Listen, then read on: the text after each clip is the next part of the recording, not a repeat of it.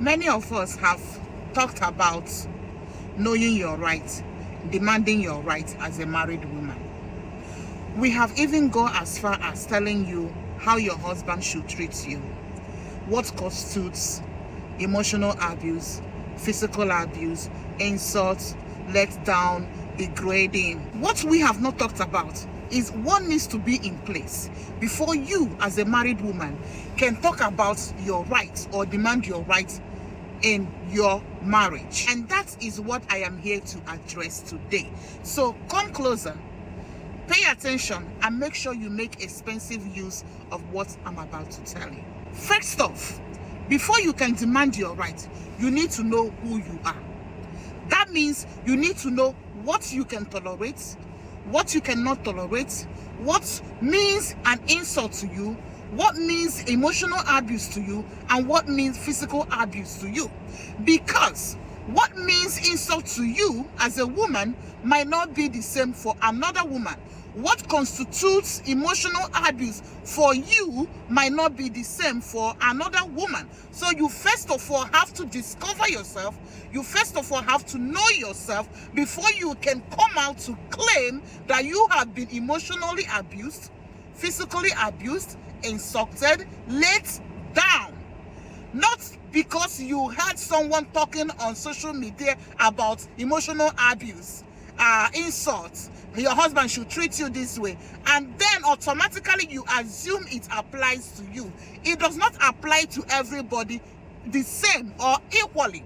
You see, the way class applies to every woman's life is the same way these things should apply to individual women. What I might take as an insult from my husband might be a moment of laughter for another woman. Like, my husband would do something which will mean an insult to me, and to another woman, when the husband does that, they will both laugh. It will become a joke.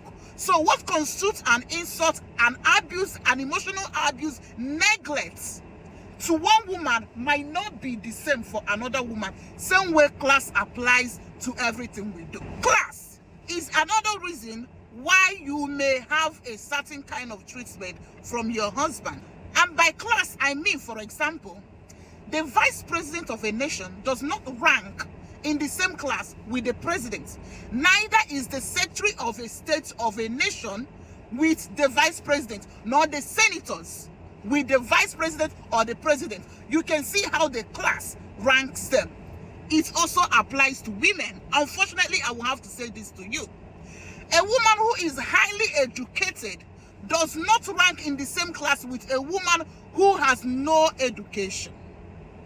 A woman who is matured enough of a certain age, let's take from 35 upwards, does not rank in the same standard of what she probably demands from men with a woman who is in her 20s or early 20s. There is no way.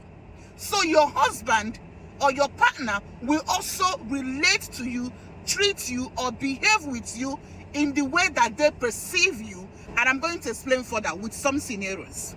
When I was still single, one of my boyfriends at that time told me, he said, Nkiruka, the only reason I will not marry you is because I am not in your class.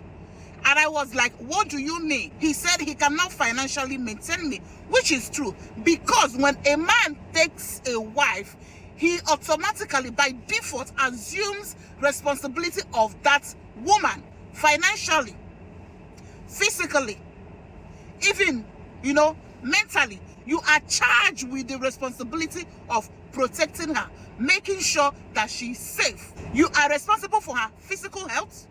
You are responsible for her mental health and even her financial health. So what he said was the truth. And to be real with you, when a man wants to take a wife, they go for their class. When a man says, I am not going to marry this girl because she is very exposed, it simply means that this man knows himself. So he knows that he cannot handle the level of exposure that this woman has. So he simply, in order to avoid future problem, he simply avoids getting married to her. Same thing when a man says, I I don't want to marry her because she's old, because she's 30, she's 35. I don't want to marry a woman who is over 30 or over 40. Because he knows himself. He knows that a woman of that age already has a standard of what she can take from a man and what she cannot take. So he knows in himself he cannot match up to that standard. This woman will not be someone to be controlled. So he goes for someone younger who he can have control over. Same way when a man says, I don't want her because she's rich, because she has money. He knows himself. He knows that he cannot match this lady's financial level. He wants a woman who he will have financial control over. So it's not like they don't know. It's not like they don't go for their levels. So whoever a man is with, that's because he knows he can handle the full package of the woman he is going for. And this is why there is usually a problem when a man goes for a woman who is not in his league. You go for a woman who is either more financially capable than you are, who is either more educated than you are, or more intelligent than you are. Then after a few years of marriage, problem begins because it's not tallying. The man is trying to exercise some kind of control and it's not happening because he does not have the ability to manage the level of woman that he has taken. So women, I hope I'm not coming off harsh. That's not my intention. I do not want to come off harsh. Before you begin to demand for your rights and go mess up your family, make sure that the emotional abuse, physical abuse, insults, degrading, all those things that you had on social media applies to you. And how do you know it applies to you? You feel them when it's happening in your home. When your husband is treating you in those kind of way, you are feeling them. Maybe you do not know what to target or how to address it, or you can feel that you are being neglected, that you are being abused emotionally, that you are being abused physically, only that you cannot associate the feelings. Make sure that it applies to you. If you cannot feel it, it does not apply to you. If you cannot feel it, you have no business with emotional abuse, neglect, or all of that. You can only feel it if you know it. So if you don't feel it, then it has nothing to do with you. Do not go and destroy your home because you want to change something that does not need any change. You cannot hear someone talking about emotional abuse. Your husband doesn't seek your opinion when he wants to do anything. He does everything by himself.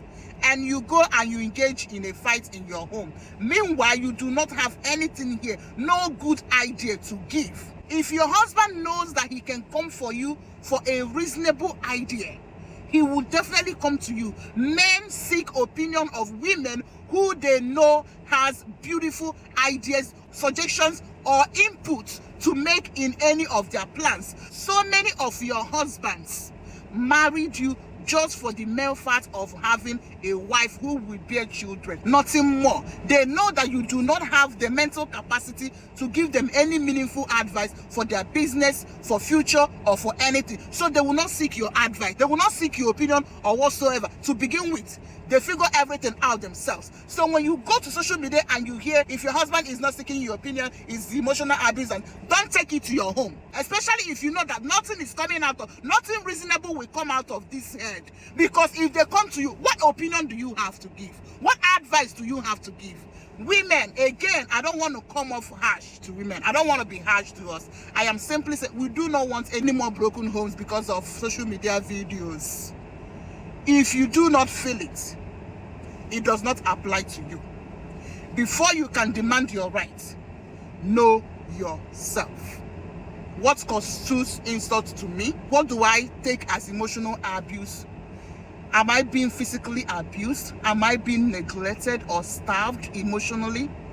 Before you can demand your rights, know yourself is the essence of today's video.